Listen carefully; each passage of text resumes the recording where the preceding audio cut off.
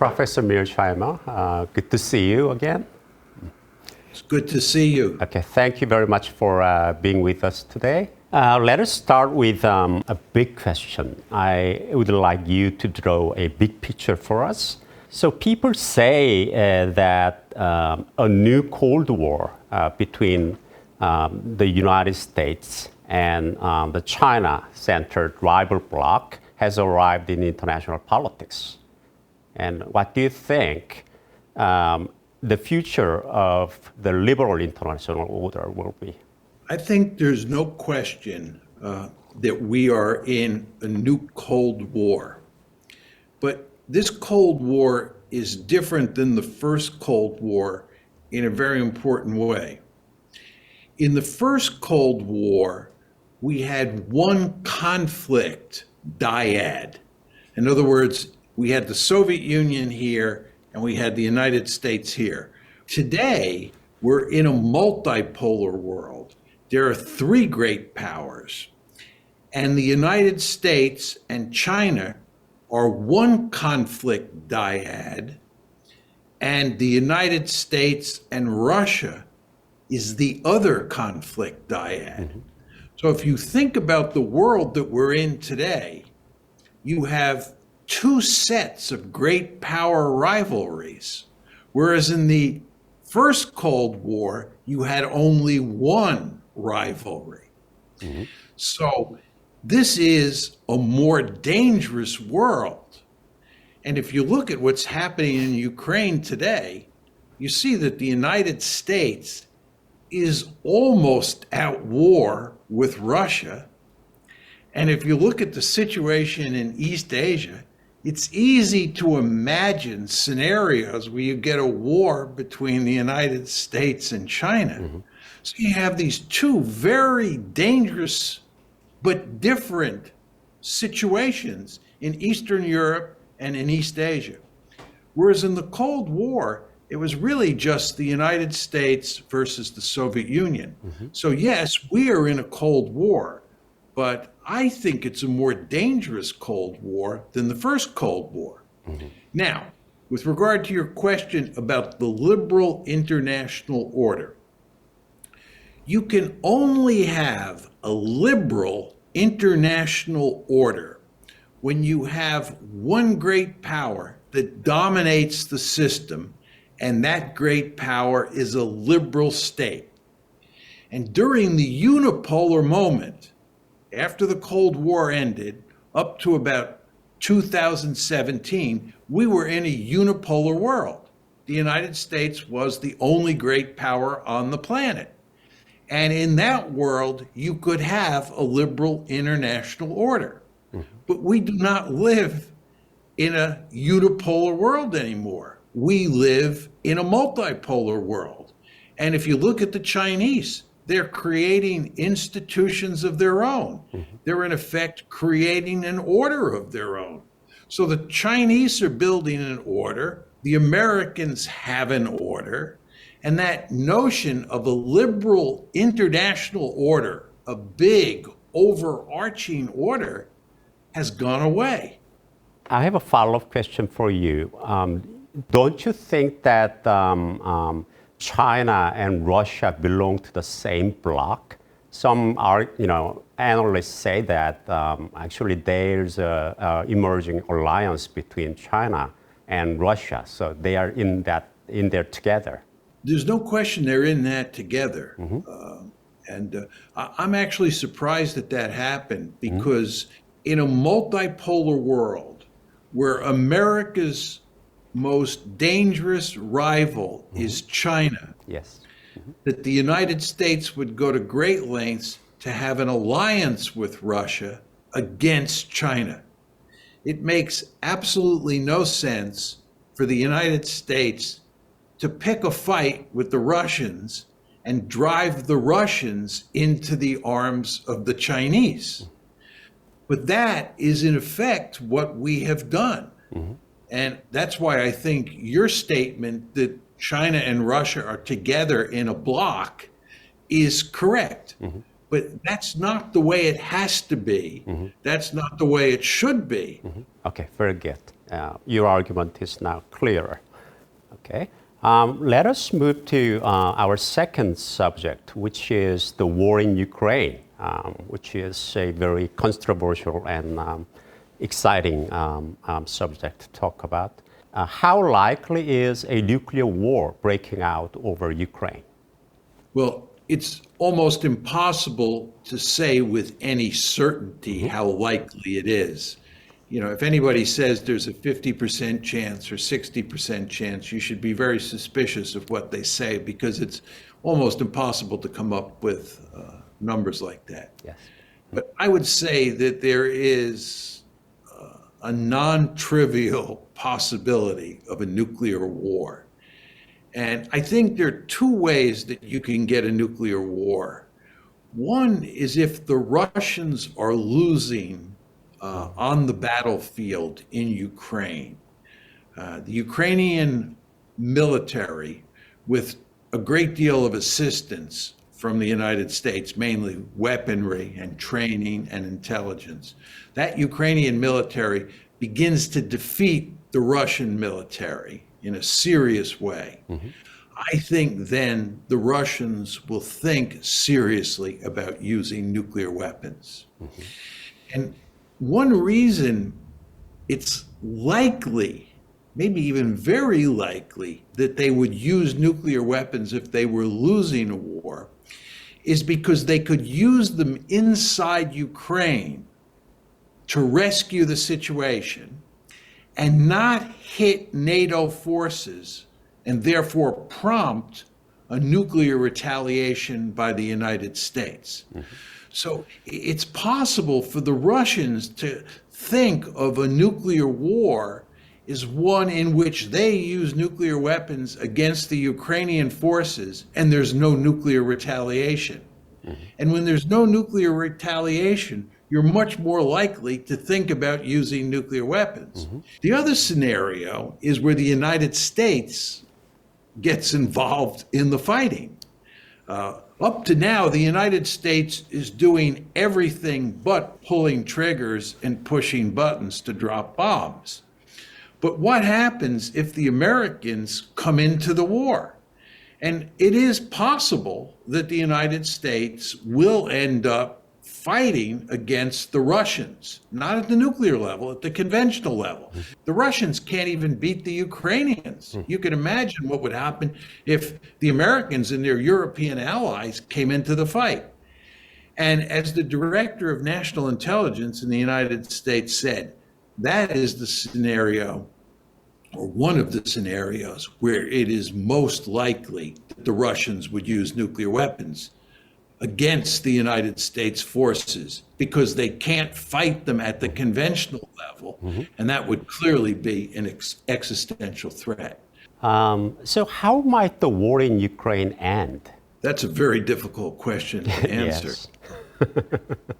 I think, one way the war could end is if Russia won a decisive victory or Ukraine won a decisive victory.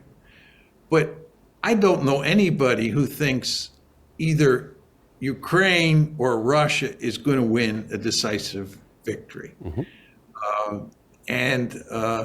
I think most people believe that the only other way that the war can end is if you have a negotiated settlement. In other words, if I win decisively, we don't need a negotiated settlement because I won.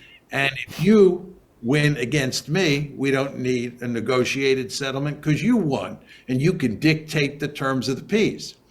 But absent a decisive victory by one of the two sides, you need a negotiated settlement. And people talk all the time about the need for diplomacy, the need for a negotiated settlement. But the fact is, nobody can come up with a settlement that is likely to be attractive to the United States, the Ukrainians, and the Russians, the three major parties here. The Russians, for example, want to keep the territory that they have now conquered in Ukraine, and they want to keep Crimea. The Ukrainians and the Americans do not want them to keep that territory. The Russians want Ukraine to be a neutral state. They do not want Ukraine to be a member of NATO. At this point in time, Ukraine is a de facto member of NATO, and both the United States and Ukraine have no interest in turning Ukraine into a neutral state. And that will make the Russians very unhappy.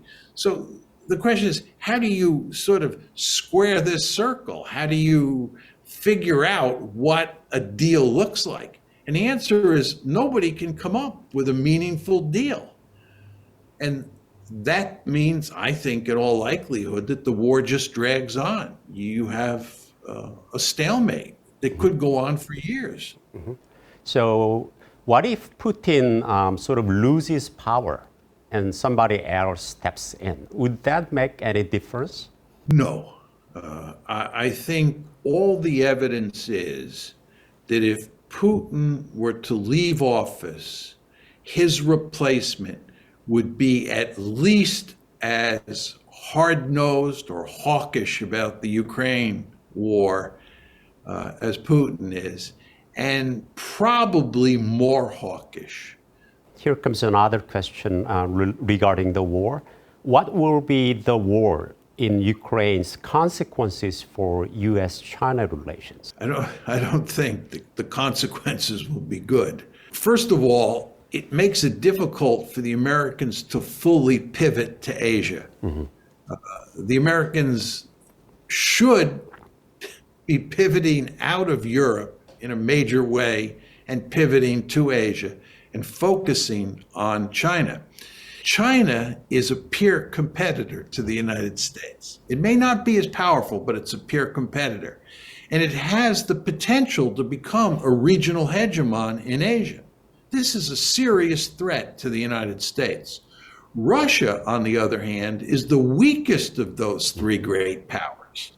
And it stands no chance of becoming a regional hegemon in Europe or in Asia.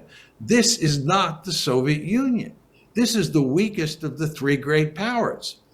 So what the United States should be doing is focusing laser-like on China, because it is a peer competitor, and the United States has a vested interest in making sure it doesn't become a regional hegemon. And that means we should be fostering good relations with the Russians and doing everything we can to reduce our presence in Europe. But instead, we're doing the opposite. Mm-hmm. We're antagonizing the Russians and pushing them into the arms of the Chinese, as we talked about before. So would you say China, the war in Ukraine benefits China's power position vis-a-vis other great powers? You do? Yes, I would say that. Mm-hmm. I would say China has to be very careful, but there's no question. Bogging the Americans down in Eastern Europe works to China's advantage, and pushing the Russians into the arms of the Chinese works to China's advantage. Also, if you look at India, mm-hmm. right, the United States was developing very close relations with India, all for the purpose of containing China. You know, the Quad, mm-hmm. which is the major alliance structure in East Asia today, included, of course, Australia and Japan, but also India and the United States. So here's an example of India and the United States working together. But if you look at what's happened as a result of Ukraine, it's driven a wedge in relations between India and the United States. The Indians, in very important ways, have basically sided with the Russians against the Americans. And this makes no sense at all from an American point of view, because the Americans want India to be a staunch member of the balancing coalition against China.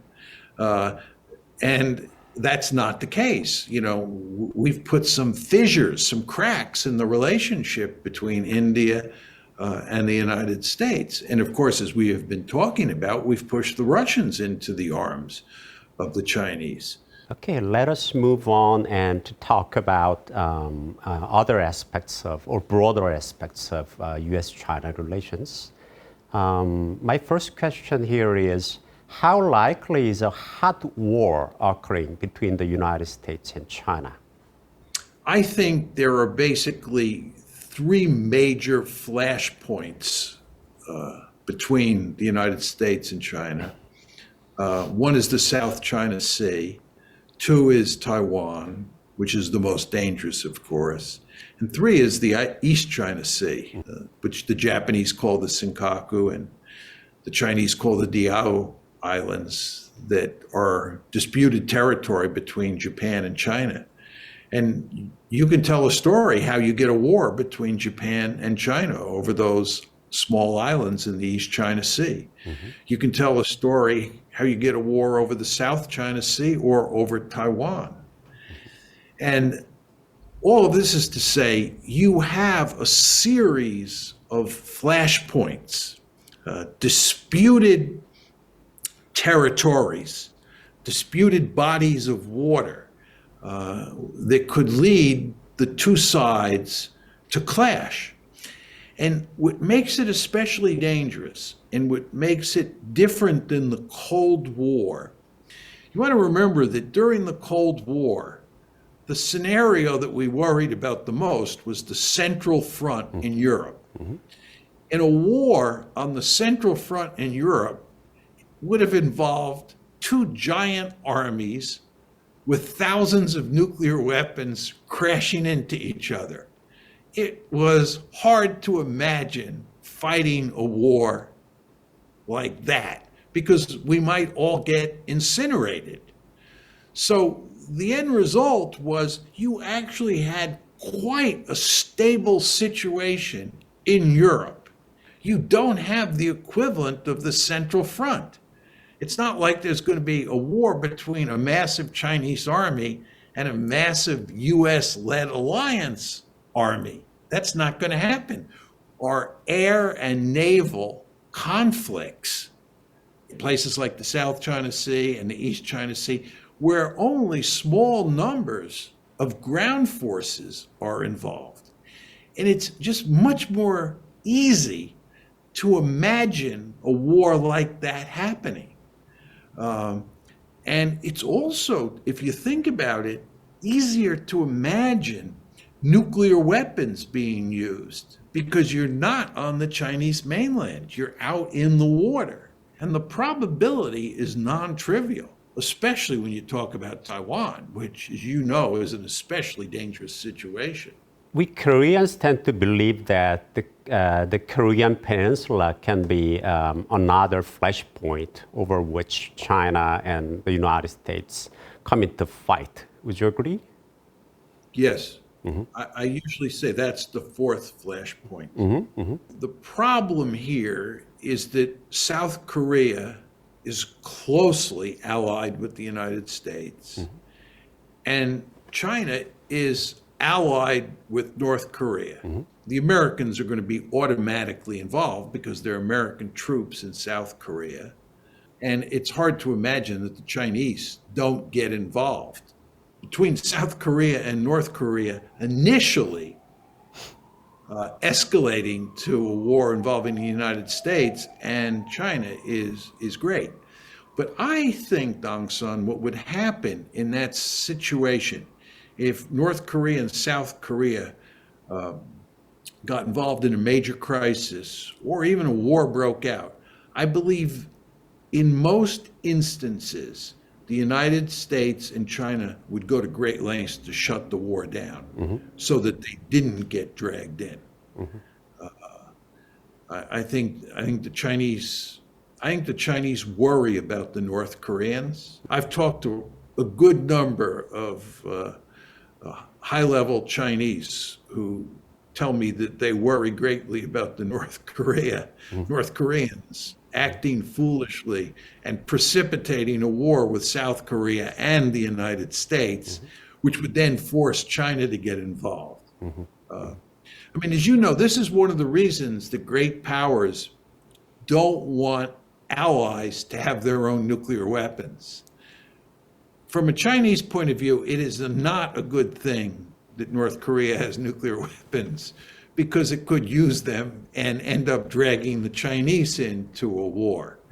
And of course, this is why the Americans don't want South Korea or Japan to have nuclear weapons, because if South Korea or Japan uses those nuclear weapons first, it could end up dragging the Americans into a nuclear war with China or with North Korea.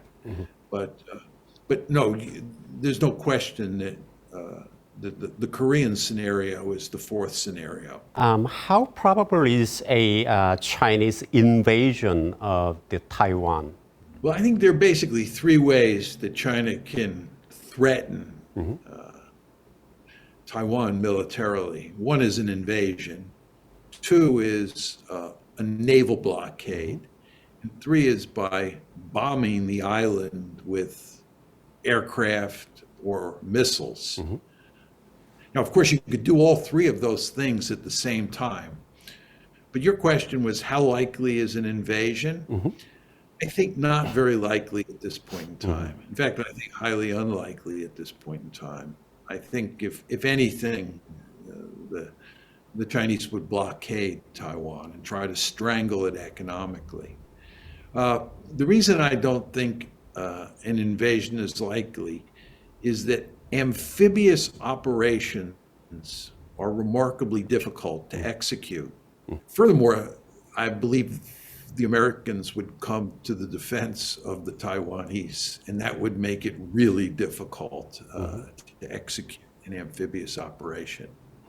You sound pretty confident that the United States will come to aid Taiwan if Taiwan is under attack.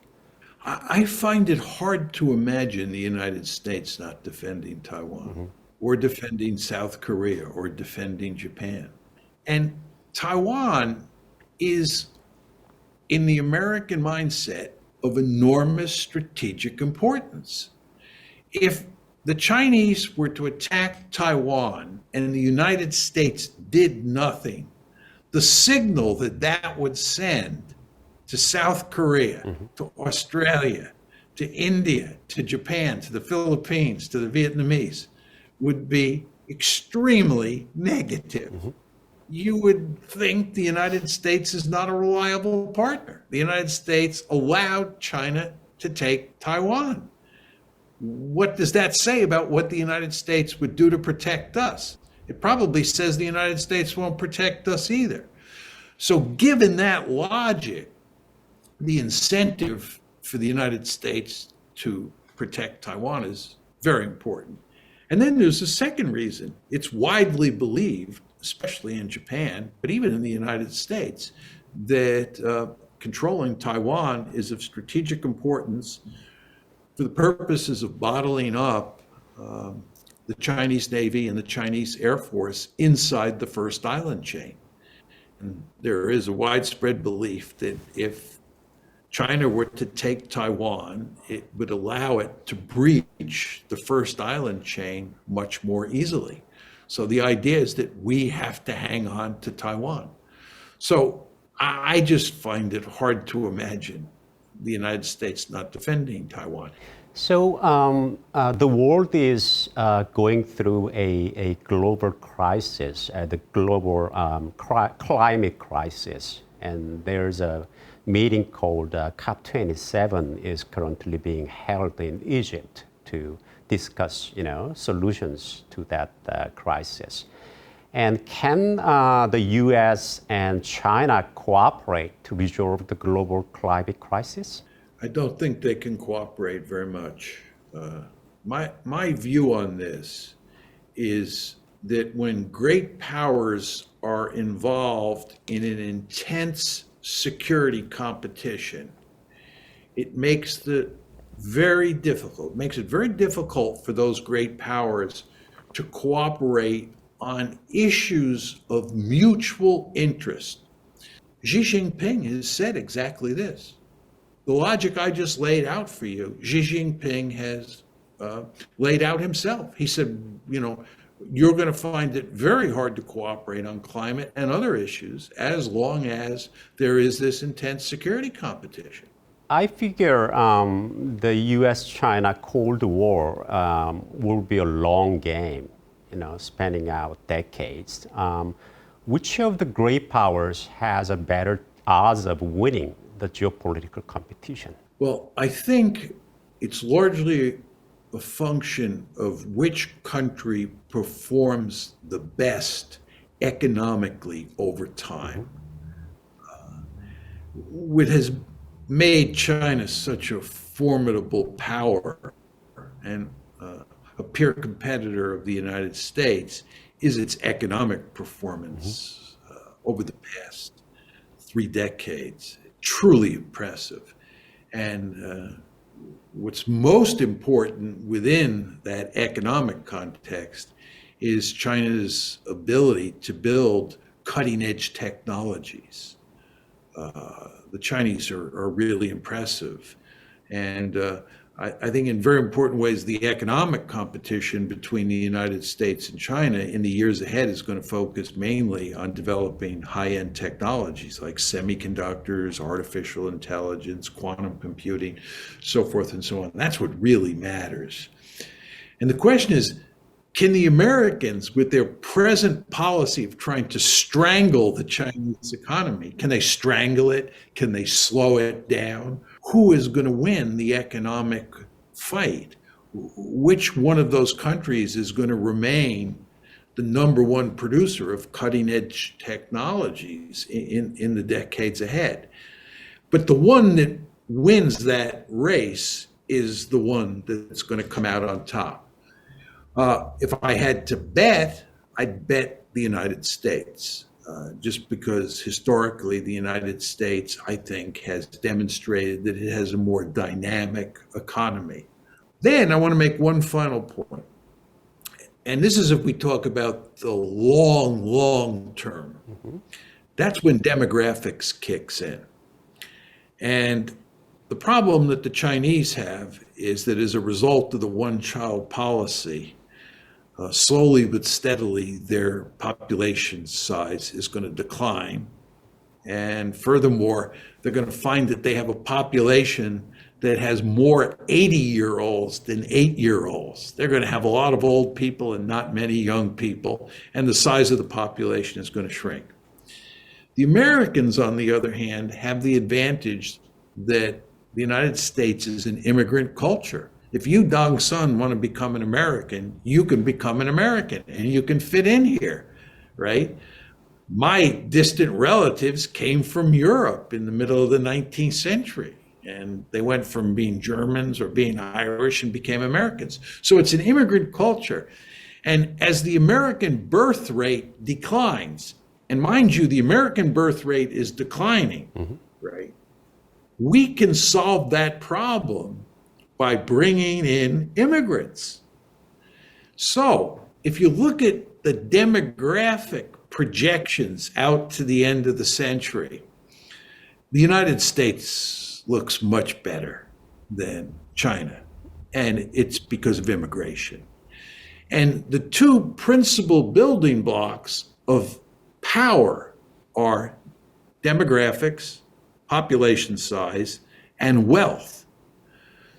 The Chinese are in excellent shape on the wealth front, and they may do very well, but they're up against the United States, which is a very dynamic economy. And as I said to you earlier, if anything, I'd bet on the Americans over the Chinese, that, immigration will solve the demographic problem for the United States. But it's not going to solve the demographic problem for most other countries, China included, unless they fundamentally change the way they do business. Let's shift gears and then let us talk about domestic politics shaping U.S.-China relations. Do you anticipate any change in China's competitive or hawkish foreign policy during Xi Jinping's third term? I think he will be a bit more hawkish. I think he'll be a bit more antagonistic towards the United States. In large part because I think the Chinese have figured out that the Americans are not going to go back to behaving the way they did during the unipolar moment. when we pursued a policy of engagement and we were very friendly with the Chinese, and we actually tried to foster economic growth inside of China. I think up until very recently, the Chinese harbored the belief that maybe the Americans would go back to the old ways of treating China. And I think they now understand, having watched the Biden administration for almost 2 years, that the United States is not simply out to contain Chinese power. The United States is out to roll back Chinese power, and they better get ready for the fight. So I think the Chinese will gear up for a real fight with the United States, a real security competition with the United States that has a military and an economic dimension in Xi Jinping's next term. But I don't think that's because Xi Jinping himself has gotten more hawkish. I think it's because of the structure of the security environment that China is facing. The United States has its gun sights on China, and they now know that, and they will act appropriately. Do you think Xi Jinping is a drag for Chinese economic competition with the United States? I hope he is. I certainly hope he is. I'm not an economist, but it seems to me, based on my limited knowledge of economics, that what he is doing is not smart from China's point of view.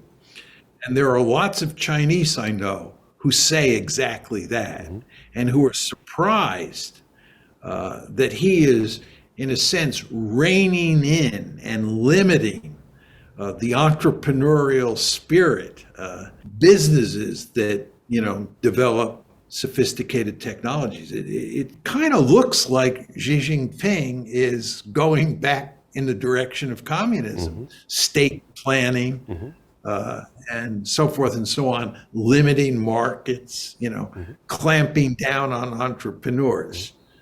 And that tells me that he's moving in the wrong direction.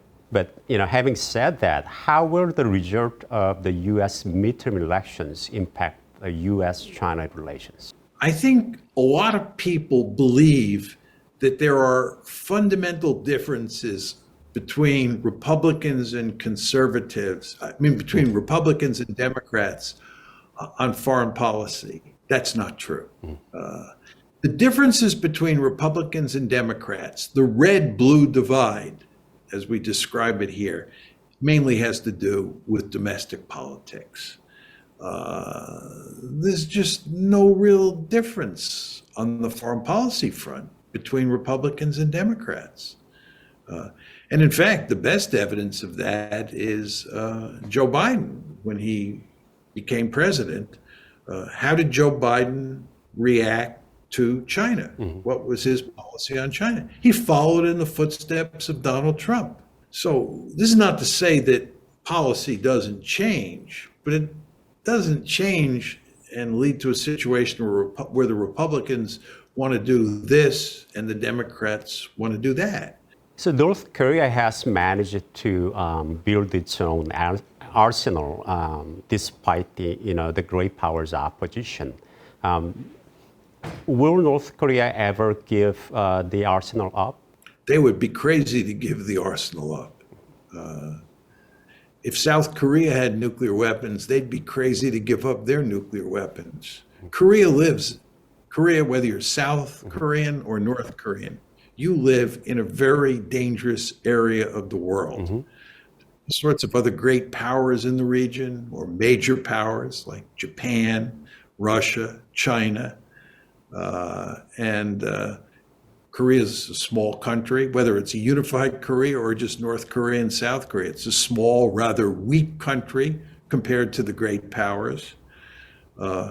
And nuclear weapons are the ultimate deterrent. If you're North Korean, not only do you have to worry about the Chinese, the Japanese, and the Russians, and the South Koreans, You also have to worry about the Americans. The Americans are heavily into regime change. They run around the world knocking off regimes that they don't like. Colonel Gaddafi would be here today if he had nuclear weapons. Saddam Hussein would be here today if he had nuclear weapons. Kim Jong-un has surely figured this out. So they're not going to give up their nuclear weapons. As I say, I think they'd be crazy to give them up. Is it in America's interest for Kim Jong-un to have nuclear weapons, or is it in South Korea's interest for them to have nuclear weapons? Absolutely not. You and I have a vested interest in seeing North Korea give up its nuclear weapons. There's no question about that. But that really doesn't matter. What matters is whether or not it's in North Korea's interest to give up those nuclear weapons. And it's not. Is in South Korea's interest to develop its own nuclear arsenal? In my opinion, it is in South Korea's own interest, but it's not in America's interest for Korea to have nuclear weapons. So I'm all in favor of putting the nuclear umbrella over South Korea, going to great lengths to protect South Korea with our nuclear umbrella, and not to see South Korea get its own nuclear weapons. Nuclear weapons are the ultimate deterrent for us, for North Korea, for Israel. Why shouldn't they be the ultimate deterrent for South Korea? Time's up, and your talk has been great. I mean, as always, it was very clear and very insightful. And thank you for being with us today. It's my pleasure. Thank you, Dong Sun, for your excellent questions and for the discussion. I thoroughly enjoyed it. Thank you.